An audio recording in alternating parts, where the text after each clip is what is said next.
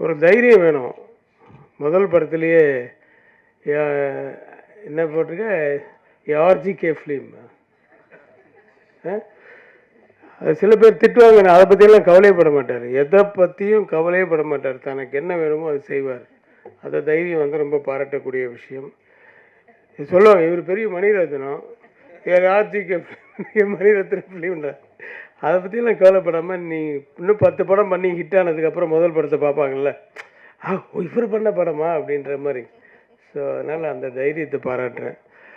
உங்ககிட்ட வந்து that is கிருஷ்ணன்கிட்ட வந்து எப்பவுமே ஒரு தேடல் இருந்துகிட்டே இருக்கணும். நிறைய பேர் சொன்னாங்க தேடல் இருந்துக்கிட்டே இருக்கும். கனல் கண்ணன் ஒரு அசிஸ்டன்ட் ஃபைட் மாஸ்டரை வந்து நான் ஃபைட் மாஸ்டர் ஆக்கும்போது அப்படியே தேடிக்கிட்டே இருப்பான். ஏதோ காணாமல் ஏதோ ஒரு எட்டனா விழுந்துச்சாரா, இங்கே வந்து அங்கே வந்து அங்கே இப்படி தேடிக்கிட்டே இருப்பான். தரையை பார்த்துட்டு தான் இருப்பான். என்னென்னா யோசிக்கிறேனே அப்படின்னா, ஏன்னா எல்லாரும் இப்படி யோசிப்பாங்க, நீ இப்படி யோசிக்கிறேன். அது மாதிரி ஒரு வித்தியாசமான ஒரு ஆள். யார் எதை பற்றி சொன்னாலும் அந்த சீனில் என்ன வேணுமோ அதை கொண்டு வந்துடுவார் கிருஷ்ணன். எதை பற்றியும் கவலைப்பட மாட்டார். நல்ல வெயிலில் கூட கோட்டு போட்டு தான் வந்து டைரக்ட் பண்ணுவார். வித்தியாசமான ஒரு பர்சனாலிட்டி.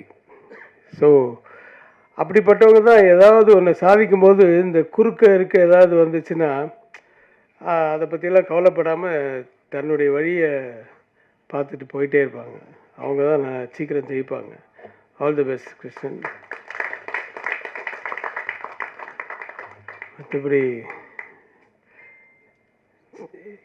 என்னை வாழ வைத்து கொண்டிருக்கும் யூடியூப் நேயர்களுக்குன்னு இவர் சொல்ல மறந்துட்டார். இன்னைக்கு சொல்லலை. இன்னைக்கு எப்போ சொல்லுவீங்க, இன்னைக்கு சொல்லவே இல்லை. அவர் ஏற்று பேசிட்டாரா? எழுத்து எங்கே பேசுனார்? அவர் ரொம்ப சாதாரண பேசுகிறார். நீங்கள் தான் அவர் எழுத்து பேசுனீங்க.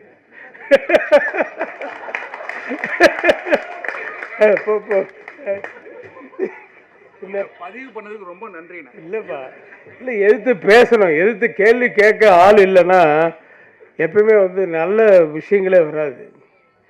எப்பவுமே நாட் ஓன்லி இன் மீடியா, எதுலேயுமே ஒருத்தர் வந்து இது ஏன் அப்படின்னு கேட்டால் தான் ஆமாம் இல்லை நான் அப்போதைக்கு ஏதோ பதில் சொல்லிட்ட கூட வீட்டில் போய் யோசிப்போம். கேட்டேனே எதுக்கும் கேட்டேனே, அப்போ அவனை மாதிரி எத்தனை பேர் இருப்பாங்க. ஸோ அதனால் let us think about it and change it அப்படின்னு ஒரு தாட் வரும். ஸோ யாருமே யாரையுமே கோச்சிக்கலை. இது வந்து இட்ஸ் லைக் எ டிஸ்கஷன் தான். So don't keep it in mind. Okay. Arivazhagan இன்னும் நிறைய வெற்றி படங்களை கொடுக்க வாழ்த்துக்கள். நீங்கள்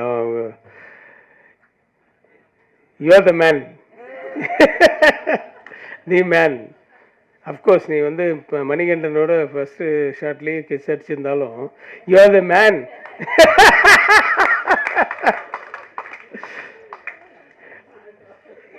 எப்பவுமே வந்து ஒரு எனர்ஜெட்டிக்காகவும் ஒரு என்ன சொல்கிறது, ஒரு ஏதாவது ஒரு அவர்கிட்டே அந்த மாதிரி இருக்குது. கிருஷ்ணன்கிட்ட எப்படி ஒரு குவாலிட்டி, வித்தியாசமான குவாலிட்டி இருக்கோ அந்த மாதிரி தான் நம்ம நக்குல்கிட்ட கூட ஒரு பரபரன்னு இருப்பார். என்ன மைண்டில் தோணுதோ அதை பேசிடுவார், என்ன தோணுதோ ஆடிடுவார். ஆனால் நல்ல பாடகர் அப்படின்றது எனக்கு இன்றைக்கி தான் தெரியும். ஆக்சுவலாக முன்னாடி தெரியாது. நல்ல அதான் பாடியிருக்கீங்க. பட்டு நிறைய பேர் பேசும்போது தான் நான் ஏன் எங்கே இத்தனை நாள் பாடாமல் இருந்தது. நிறைய பாடியிருக்கீங்களா? Oh my God. ஓரளவுக்கு நான் கொஞ்சம் ரொம்ப பழைய பாடல்களை கேட்பேன் நான். இவரெல்லாம்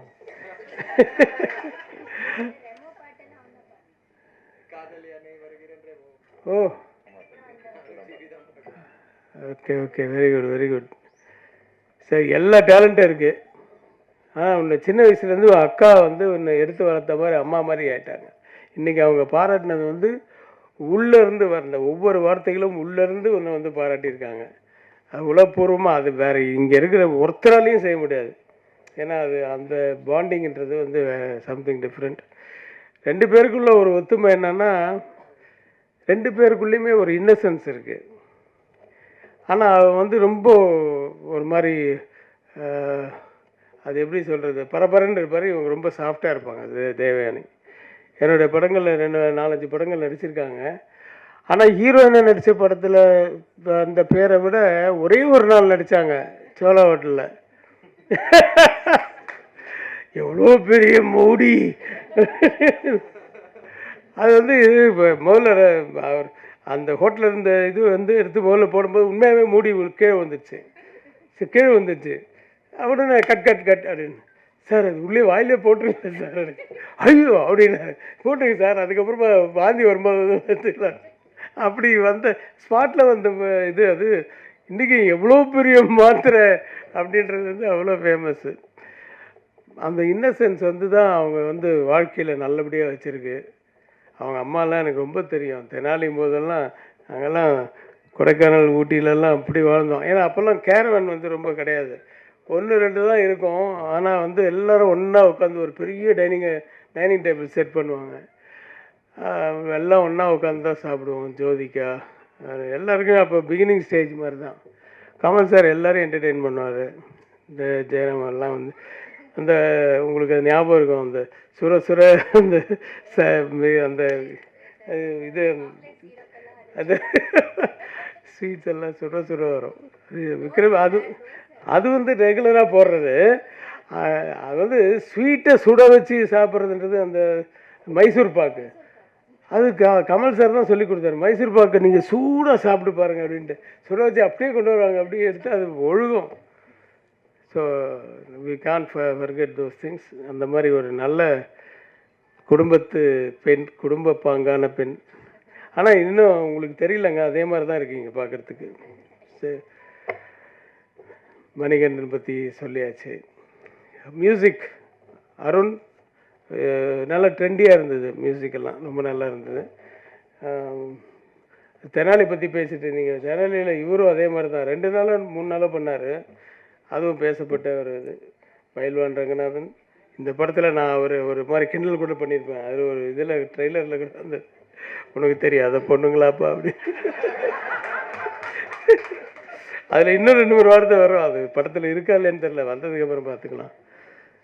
ஆக நானும் இந்த படத்தை உளப்பூர்வமாக பார்த்துக்கிறேன். எனக்கு வந்து கதை சொல்லாமல் வேணாமான்னு தெரில, அது டைரக்டர் சொல்கிறாரோ தெரியலையா, ஒரே ஒரு மேட்டர் மட்டும் சொல்லாமா அப்படின்னு.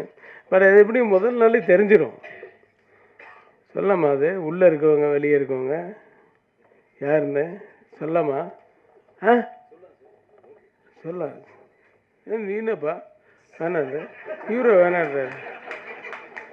அதாவது நான் இந்த கதையை ஒத்துக்கிட்டதே, நான் இந்த படத்தில் ஒரு கேரக்டர் பண்ணுறேன், அதனால் பெரிய கேரக்டர் தான். நான் ஒத்துக்கிட்டதே ஒரே ஒரு மேட்ரு மட்டும் வித்தியாசமாக இருந்தது. சார் ஒரு பெரிய ஜெயிலு அவுட் சைடு, வெளியே இருக்கணும்னா நீ கெட்டவனாக இருக்கணும், உள்ளே இருக்கணும்லாம் நல்லவனாக இருக்கணும். ஜெயிலுக்குள்ளே இருக்கிறவன்லாம் நல்லவன், வெளியில் இருக்கவன்லாம் கெட்டவன்ற ஒரு கான்செப்ட். என்னையா அது வித்தியாசமாக இருக்குது. இது எப்படியா ஜெயிலுக்குள்ளே போவாங்க? நல்லவங்கள தான் சார் இன்றைக்கி ஜெயிலுக்குள்ளே அனுப்புகிறாங்கன்ட்டு ஒரு கான்செப்ட் பண்ணியிருக்காரு, ஃபுல் ஹியூமரை வச்சு. நடுவில் எனக்கு வந்து சில ஷார்ட்ஸ் எல்லாம் சொல்லும்போது எப்போ இது எனக்கு குழப்பமாக இருக்குது, நீ தெளிவாக சொல்லிவிடுவேன். அதெல்லாம் சார் தெளிவாக இருக்கும் சார். படம் பார்க்கல நான் இன்னும், நான் டப்பிங் என் போர்ஷன் பண்ணதோட சரி. படம் காமிங்க, நல்ல பெரிய வெற்றி அடையட்டும்.